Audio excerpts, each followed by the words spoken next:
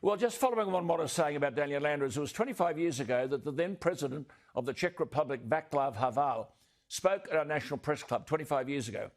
He talked about a crisis of authority from the perspective, Czechoslovakia, of one who'd suffered totalitarianism. Now think of it. As Kevin Andrews said, from the Prime Minister down, quote, the daily media conferences of the Victorian Premier, the possessor of all detail, the bearer of all knowledge, continually blaming the citizenry for the failures of his administration. Well, we ought not to imagine that this isn't leading us somewhere.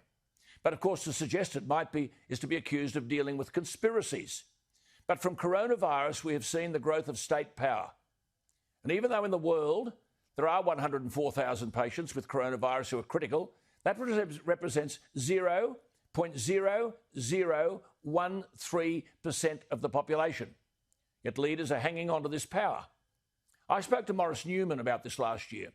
He made the outstanding point of these leaders, ours included, so-called liberal leaders. I quote Maurice Newman, no doubt they view individual freedom as an optional extra, not an inalienable right, and want their new powers to become a normal part of governing, unquote.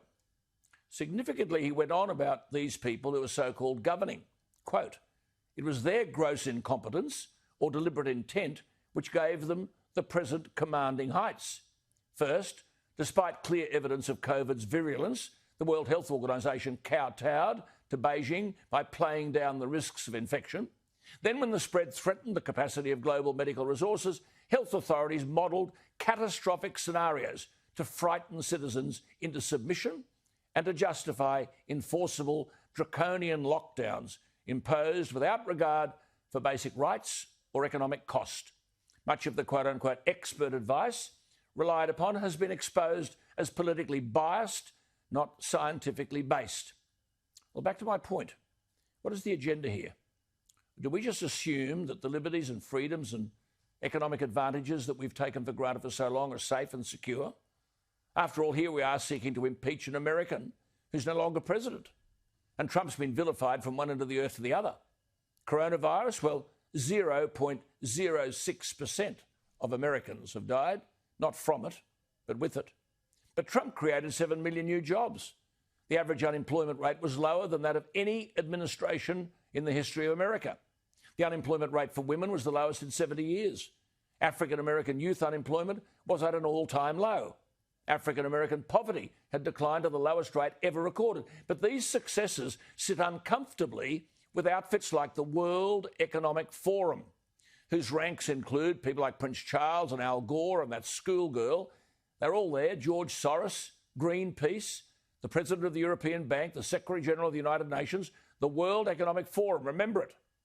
They say that after COVID, climate action must be top of the agenda. And the forum's founder and executive chairman is a professor, Klaus Schwab, an 82-year-old German economist who is co-author of a book called The Great Reset. 3 big words. To, quote, make society fairer, smarter and greener, and to get humanity off the road to climate catastrophe. A great reset, he calls it, at the book launch last year, to, quote, make the world work with nature rather than exploit the natural world, unquote. If businesses start to prioritise nature, that could add 395 million new jobs globally by 2030, unquote. Make no mistake, the left are in the ascendant. This fellow Schwab has said, quote, the changes we've already seen in response to COVID-19 prove that a reset of our economic and social foundations is possible. Well, it goes without saying that Trump was a major obstacle to all of this, hence the emphasis on a decarbonised economy and talk that, quote, companies should serve all stakeholders, not just shareholders. Is this a threat or is it not? I think we're kidding ourselves if we don't take this seriously. James Delingpole is an English writer, journalist and columnist.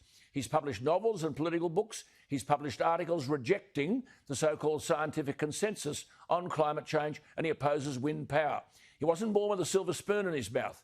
He's the son of a factory owner, but a graduate of Oxford University in English language and literature. He argues we must understand the meaning of the Great Reset and its impact on our civilisation. We've spoken to James before, but he joins us again. James Delingpole, thank you for your time. Much appreciated. I mean, these people are seeking to transform the world economy, aren't they? Yeah, I think there's a question that a lot of people are asking right now, and you just asked it again, which is, why are they doing this? And the answer is quite simply, this is a coup by the globalist elite. It's happening in your country, it's happening in my country, we've seen it's happened in America. These guys are very serious about their plan, which ultimately is to reduce us to the status of serfs, which of course elites have done throughout the ages. I mean, the Western democracy is actually a relatively uncommon phenomenon, the freedoms we enjoy. We're reverting in a way to the historic norm where a tiny elite controlled the people and crushed their spirit. Yeah. And the World Economic Forum produced a video in 2016 in which this starry-eyed young person said, "Welcome to 2030. I own nothing, I have no privacy, and life has never been better." Well, it doesn't sound like a better life to me. It sounds horrible where we don't own any property. No, so that's right. Who does own the property? They've made this point, haven't they? This great reset. There'll be no money, no private property, no democracy. Some big outfit will take over all our debt. We'll have no debt, whatever, your credit cards, your bank loans, all that sort of stuff. But in return, you'll have no money, no private property, no democracy. Every key decision, and what you do for a living, how much stuff you consume, as you've said, will be decided by a remote, unaccountable elite. This is not conspiracy. This is what these people are saying. Yes. It is a conspiracy. It's not a conspiracy theory, though. Right. It's not a conspiracy theory when they're telling you what they're doing, when they're putting out websites, when they're holding an annual conference attended by everyone from President Xi of China to Angela Merkel to President Putin. They're all there. The WEF is not to be discounted. It's a serious organization, and its plan is serious. The only thing we've got going for us is that they are few and we are many. We need to wake up. Good on you. I mean, Trudeau has said, the Canadian Prime Minister, this pandemic has provided an opportunity for a reset, to reimagine our economic systems that actually address global challenges like extreme poverty, inequality and climate change. I mean, it all sounds innocuous, doesn't it? But it brings us back to this Professor Schwab. I mean, he has said, post-coronavirus, the world must, quote, act jointly and swiftly to revamp all aspects of our societies and economies. Surely, James, we're mad if we don't take heed. We are mad if we don't take heed, and we have to resist. It's unfortunate. I think we've all enjoyed decades of peace, but this is our World War III. It's just not the World War we expected. It's not a fighting war. It doesn't involve guns and rockets and things. It does involve taking control of our freedoms and grabbing them back from the people who are stealing them from us. Good on you. Great to talk to you. We'll talk again.